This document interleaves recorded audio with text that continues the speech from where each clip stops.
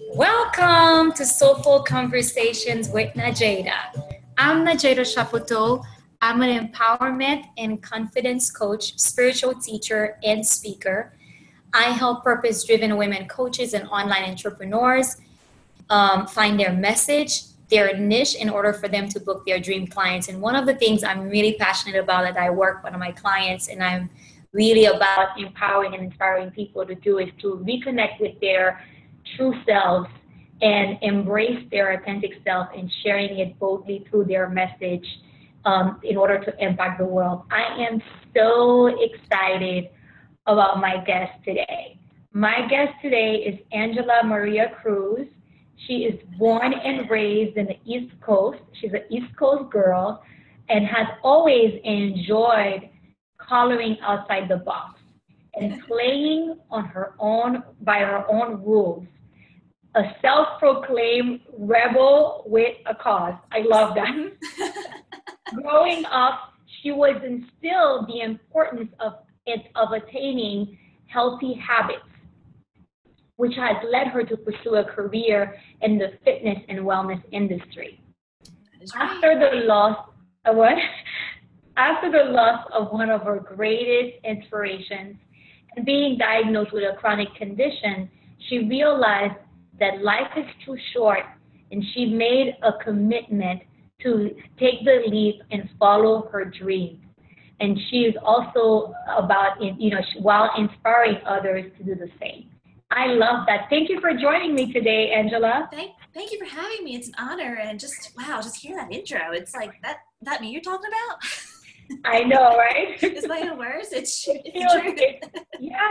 feels really good when we hear people, read our bio or even speak life into who we really are. That's how exactly, I feel. Absolutely. It just makes it that much more powerful and inspiring. Like, I got this. I'm doing this. Yeah. Totally. But again, thank you for having me, and I'm really honored and privileged and grateful to be here. So I thank you.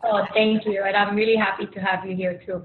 So Angela, I know for you, you're all about making fitness and healthy living simple. Mm-hmm. And I know one of your things is that simple, but that doesn't mean easy, because sometimes people think that when we say simple, it means easy. So tell me, for you, become intertwined. Mm-hmm. I know, right? And I know you're very clear on, you've told me before that for you, simple is not easy. So tell me how did you get into this path? Like, did you always think that simple, that having a healthy lifestyle instead, having those habits, was that always something for you that's always been simple? In a way it has, because just, long story short, my background, I grew up with, living a healthy lifestyle. It was instilled with me. And to me, it was out of habit growing up. So it was very simple for me to understand that. Versus if it was something I had learned just maybe a couple of years ago, then it would become very difficult. And I would just, been like 10 steps behind probably. Yeah. So I feel just my upbringing had a lot to do with that simplicity. Yes. I get that. So tell me, now let's go back to the beginning. I know you said that it's basically, after the loss of one of your greatest inspirations and being diagnosed with a chronic condition, that sort of like, in some way, was sort of like a wake-up moment for you. So tell us about that. Okay. Well, taking it back to the beginning, growing up, I was, raised just, eating healthy and very active and all. And I always knew growing up I wanted a career where I could help somebody. I knew college wasn't for me. I don't have a college education. Mm-hmm. And that's by choice.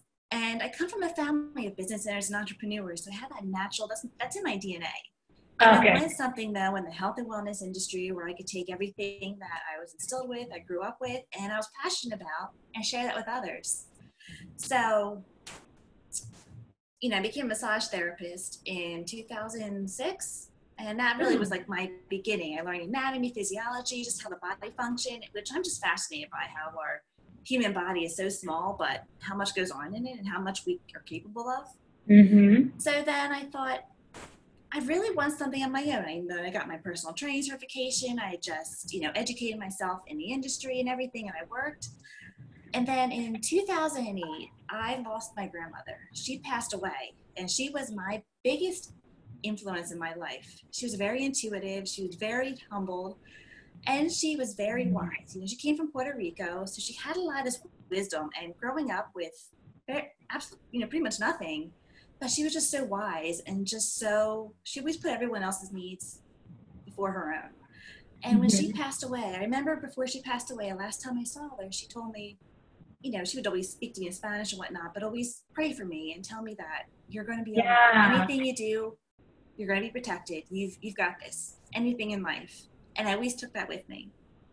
Then when she passed away, unfortunately, in June of 2008, and her funeral actually fell on my birthday. And my instant reaction was, that was just, I felt heartbroken. Not because, okay, it's my birthday, but this is my day, and then I have to, you know, bury my grandmother, basically. Yeah. You know, so just initially, it was just a lot of, I was stressed and it was upsetting. But then too, I came to understand the day of the funeral, you know, just seeing her and being there with my family and just really honoring her spirit, her legacy. I thought, this is a day that I can cherish. And it just happened, you know, I feel it happened in it's the way it's meant to. And I always have that to take with me. And I just know, like, when she told me, like, you're always going to be okay, I just know her spirit's with me now. And any road I go on, anything in life, she's always there. So I'll be fine. And I've always taken that with me since almost 9 years ago now. And that wisdom has stayed with me. And what happened was the day after the funeral, I was driving to work at the time. And I was hit. I was in a car accident. Somebody hit me. And I wasn't injured or anything, but I wasn't able to get out of my car was totaled, but I was able to still get out.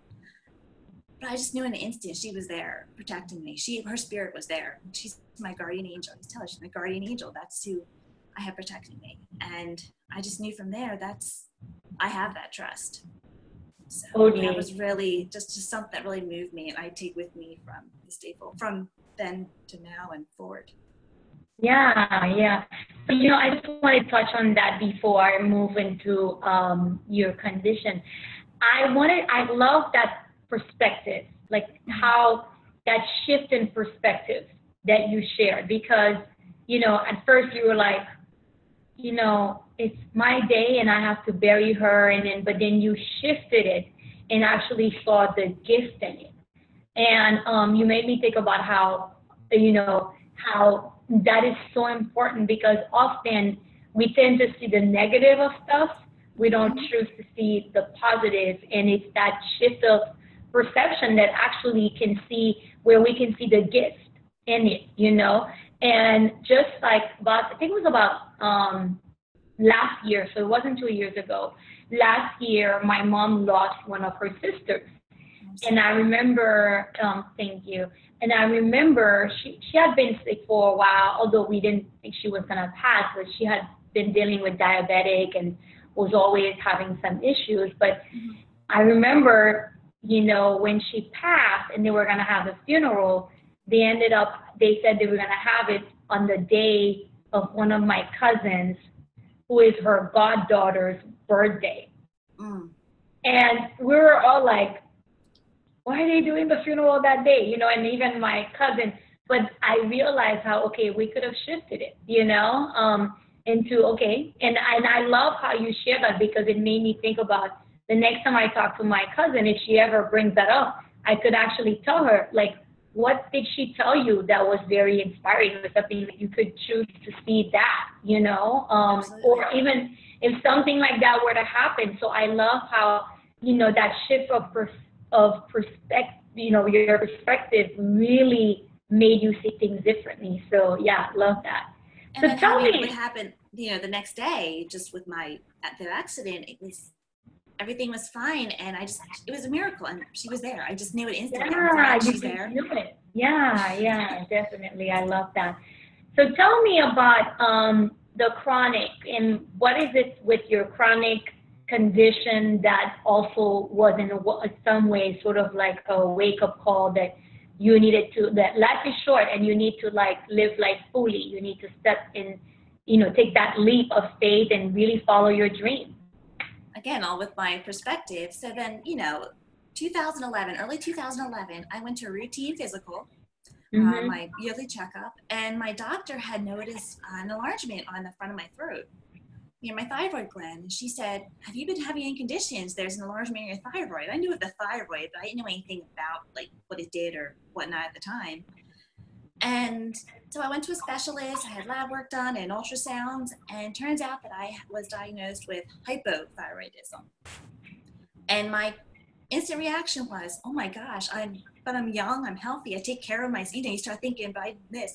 And I thought, what am I going to do? Am I going to die? Is it cancer? You just start thinking these crazy things. And then you do one of the worst things, which we're all guilty of. We go and Google it, or we go on the internet and like look it up and drive ourselves crazy. It's like, so I was really stressing myself out. Like, what is this? My whole life's going to change. I can't do, just being crazy person. And then again, I came to realize that, you know what? And again, no one in my family has a history of it. And I thought, okay, I can cry and whine, like, why me? But then I thought, you know what? This is something that I know I was given this for a reason. I'm going to deal with it. I'm going to live with it. But you know what? It's not going to stop me. This is something that I can take, this condition, because there's so many things that everybody has or whatnot. And it can either stop you or you can move past it, move with it, and pursue anything you want in life. So that was really the wake-up call that, you know what? Life's too short. I'm not going to just sit at home and cry and whine about it, feel sorry for myself. I'm just going to live my life. And you know what? I've always been that one, coloring outside lines, doing my own thing, being setting myself away from the crowd. And that's what I meant to do. This is what's setting me apart from no one else that I know having it. And I'm just going to go for it. I know I'm guided because my grandmother said, you're always going to be all right. And just like with my faith, just with my beliefs and everything, my intuition, I just went for it. And when I claimed that, affirmed that, that's when everything just started to fall in place. And here I am now. There's more to the journey, but that was really what led me onto this path of entrepreneurship. And then and really just pursuing my dreams, personal and professional. Wow, I love that. Totally. But again, taking that perspective, it could have been the negative. Okay. Instant reaction when something happens in life, we're like, our instant reaction is that we're human. But then just thinking about like, you know what? I have control of my thoughts. It's like choosing to be happy or not. And, I choose to really focus on seeing the positive, being optimistic about this. And then I just, that's the direction I took. Totally. Because that is the thing, is that life is ebb and flow.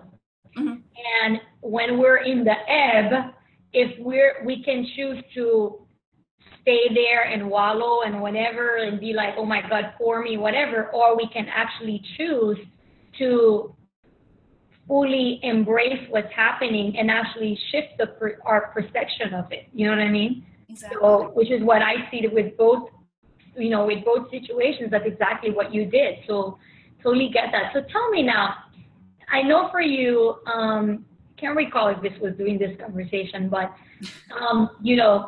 fitness in something like, well, you did say it in your introduction that I read in your bio, your family, they really instill in you the importance of having having healthy habits. So would you say, is that why for you it's something that is simple and it's something that in some way you don't really struggle with, or did you struggle with it ever? In all honesty, it's never really something to be honest, it's not something I struggled with, just because, I grew up, we always I remember my mother always had a garden, and I remember like my dad taking me out, because my dad was a runner back in the time. He was in the military. So when he retired, he would still be active, take me jogging with him, or, ride my bicycles, and then cooking. And then I come from a very big like Italian and Puerto Rican family. So of course I like a variety of food as well. I like my pastas and my rice and beans and plantains and everything. So, which may not always be like the healthiest food, but that's important too. It was fresh food, and it was good food, and it was like soul food in a way too. Yes. So to me, which is healthy, again, and probably the next question you're going to ask me, but again, I believe in just having that moderation too when it comes to food. I don't eliminate anything. I may, not consume too much of one food group, but I like food too much. And just really growing up and instilling the fact that I ate healthy and it was easy for me. And so when I wanted to indulge in something, I didn't feel guilty about it ever. Yeah. I love that. And I was going to tell you, I don't know if you one of the, like for me, I mean, I think you already know I'm Haitian American, and coming from Haiti, I have to say, like, I'm not big, like, I don't need to eat rice and beans. We made it separate, the rice, white rice with beans, or we even make it mixed. And I'm not like, I don't need to have it every day, actually. But you know what? Because sometimes I crave it. I grew up having it every day. Like, that's like it's like one of the traditional meals in Haiti. Like you have white rice and beans.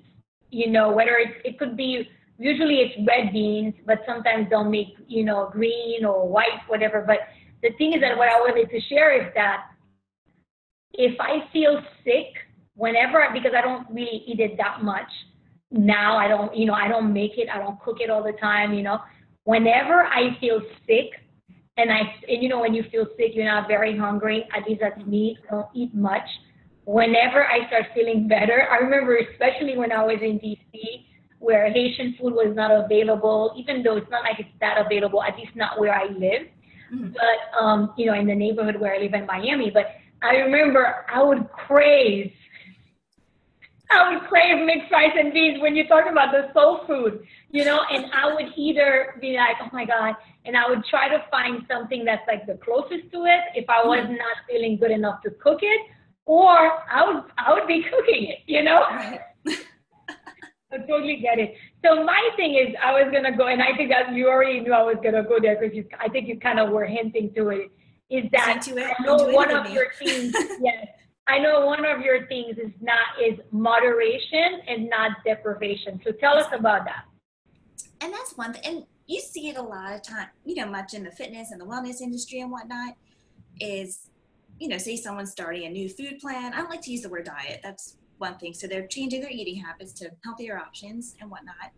I don't believe in I like to focus on what you can, for example, I like to focus on what you can add to your food plan versus what you're taking away. Like if you're someone who enjoys a dessert after your dinner and say you're eating a healthy salad for dinner, okay, or chicken and rice or whatever, and then you're still eating your dessert with it, don't focus so much like I'm ruining it by eating the dessert. Just focus on what you're adding, those healthy vitamins and minerals and those macros and everything, what you're doing versus the positive reinforcement versus say the negative, because then you don't want to get in that mindset where it's that guilt trip, and then you feel guilty, and then you go have a whole box of, chocolate cake or ice cream, or whatever you're having. So I'd like to focus on what you can gain from it.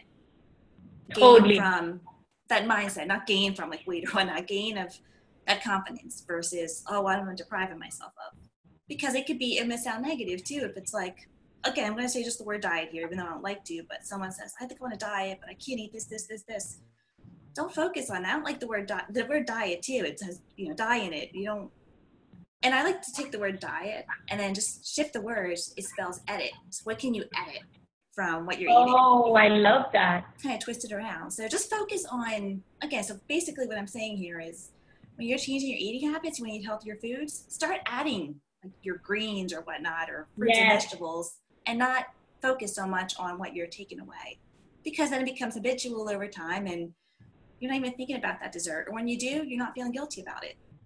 Like I would never tell someone never eat this again or never eat that again, because it's not realistic. It's a healthy lifestyle. It's not a quick fix. Yeah, and that's the thing. You're not going to tell me to never eat chocolate cake and ice cream again, because it's just some of my favorites. So what is it? Chocolate what? Chocolate what? Chocolate cake or ice cream or okay. Me, my weakness is when it comes to sweet is cupcake. Not every, like I'll have I love red velvet cupcake, although I've come to realize it's not everywhere that I enjoy them from. And I recently discovered this place in Miami, they have a dulce de leche cupcake. Oh my gosh. So I get the mini cupcake and it's like $1 something. So I'll just go and and they're like, you don't want more? I'm like, no. This is just to take care of my craving, but I totally get it. And I have to say there was a time that I wasn't eating certain things. And whenever I found myself eating them, in some way I kind of felt guilty. And I remember once I posted a picture of me having a burger and fries, and I think I put oh, and I think I put being bad right now. And I remember somebody called me on it. She said, don't be eating food and feeling bad about it. Because it's true, because it's really about the mindset thing as well. I totally what you're saying is that, because I think, and I've come to realize, I think that actually we might actually gain weight, or the food might actually do something to us because we're actually feeling guilty about having it. So in some way we're kind of calling in the effect of it, instead of just like, okay, like I don't go and have a burger every day, so I can have a burger and fries. You know what I mean? So and another thing I don't do, this maybe get off topic a little bit, is I don't consider them, and this is different for everybody, but I don't like using the word, a cheat meal or a cheat day, because cheat is associated with being negative. So yes. And again, I'm not saying anyone I know. or whatnot is one thing, but no, this is just a treat, or this is just what I'm eating today. It's part of what I eat. You know what? And I have that mindset too. No, and I have to say, I really love what you just shared, because I was like, oh my God, I think she's kind of like me. I am very mindful. For me, I don't know, I believe in the power of words. I'm a huge believer in the power of words. I'm a very much believer in the power of words. And when you just said that right now, I was like, wow, it's so true. How people are, oh, this is my cheat day. And it's true. Like, how do we view cheating in our society?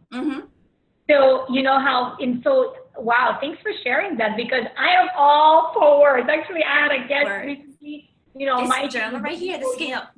A little bit, but I write every morning. I have a routine. Again, this is my mind thing. I write one page of different affirmations, mantras, but the words I use and the things I describe, things happening, like writing them down, like they already happened to me, or future or tense and whatnot. But everything I write in here has been happening, and I've been doing this consistently since my birthday this past June, and things have been happening. So personally and professionally. I love that. Love that. So tell me, what did you say? Words are powerful. They really are. Yes, words are powerful, because like they say, it starts with our thoughts, they become our words, then they become our action, and they become our reality. So totally get it. So tell me, what would you say for somebody who's struggling, for anyone in my audience who's struggling, who's like, okay, I don't know how this can be simple. Like, tell me about, what would you say to them who are struggling with having that healthy lifestyle? What would you say to them? What would you be your tips for them, or something, advice for them? Well, I first get clear on really like what is their specific fitness or wellness related goal. And then the next step I would do is to simplify it, would be to prioritize their schedule, or make a list of all the tasks you do within a given day. And I do this time and again, and it's crazy like how many things you actually do. I mean, everything from like, taking the laundry out to like making your breakfast or something. And then you just look at that list and figure, okay, what's important to me that needs to be done? What's urgent that, the tasks that I have to do? And then what can I really eliminate? Like, say, watching your favorite show or something. It's like, is that necessary that I have to watch this at this moment? Or you can watch it later. I'm not saying you can't watch your show, but just so you create more time, And then you look at all those tasks and like, how many of them are actually really that necessary? Or again, becomes habitual over time that we don't realize that we do things that probably, we could pass off to someone else to do, or really are a true waste of our time. And then when we start to eliminate that, we figure, you know what, I don't need to do that. And then that creates more time on your hands. So you do have that time to simplify. Okay, I can add 10 minutes of a jog or a workout or something into my day.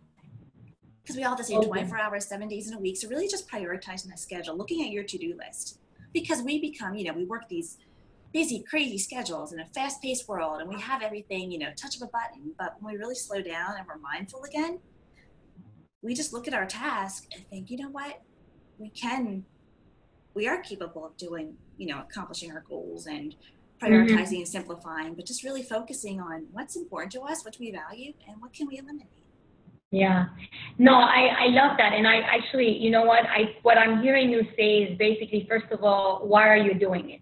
So it's sort of like how for everything in life, if you don't have a big why, if it's not a reason that really matters to you, you're not going to stick with it. So really being honest with them, what I'm hearing you say is that people need to be honest with themselves as to why you're doing it.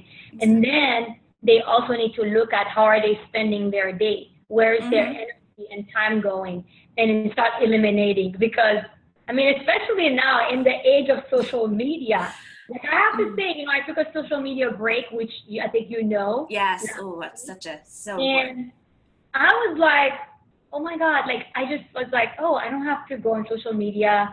I don't have to go and post anything, or I don't have to go and reply. I don't have to do.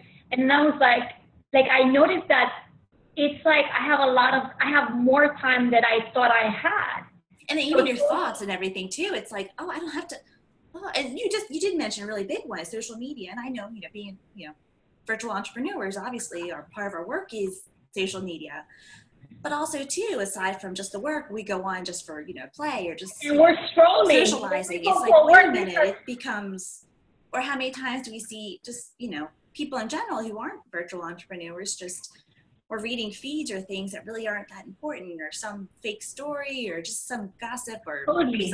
something crazy. And it's like, is that really worth my time, or is that just? No, totally. And I have to say, even for me, I'm guilty of it, where I go online to go post something and then I'm done, or even before I start posting, and then next thing I know, I'm scrolling my news, my feed, my I think it's called the news feed. Yeah, on Facebook. And it's like, okay, what are you doing? And that's why my coach, which I know you work with her too, Jen. She says that she's just being very strategic about it. Like she spends 30 minutes on social media. And it's like I'm like 30 or 15 minutes or something, because she just goes and she already has her stuff ready. She goes, she posts, she makes comments, and then she's out. And usually, if you're able to do that, so totally get that. So tell me. Exactly. And then the discipline too, because I also have a habit that I've gotten into where I don't check emails or anything first thing I wake up in the morning. A certain time I'll check getting into that habit too, but that's a whole nother ball game. Part of prioritizing. Yeah, totally. But the fact that you mentioned it, because these are things also that we do. Some of us are checking our emails all day. Consistently. Which is like time consuming, So tell me, what do you stand for in life? I stand for us, really, every individual really living their true purpose. We're all of course, we're all different. We're all individual. We're all unique. We all have our own skills, qualities, thoughts, and belief system. And I believe we all just need to live that and not feel shy or afraid to without judgment or something. And I truly believe, this is my big why I do all this. And a lot of whys here. But I just want to live in a world where, again, everyone's happy with themselves. They're in a place, have this calmness. Stress is always going to be there or whatnot in the world, but we're just living our truth. And I feel when we do that, that inspires someone else to do as well. And the world becomes a happier place. It's like that domino effect. And then we can really just be open and to respect one another. And we don't have to agree with everyone. That's the beauty of the world. It's diverse, it's cultural. Not everyone's going to agree with everyone's beliefs or whatnot, but that's a beautiful thing too. But you know what? We can all respect each other's beliefs and choices and whatnot. And I think we have that, then the world becomes a happier place.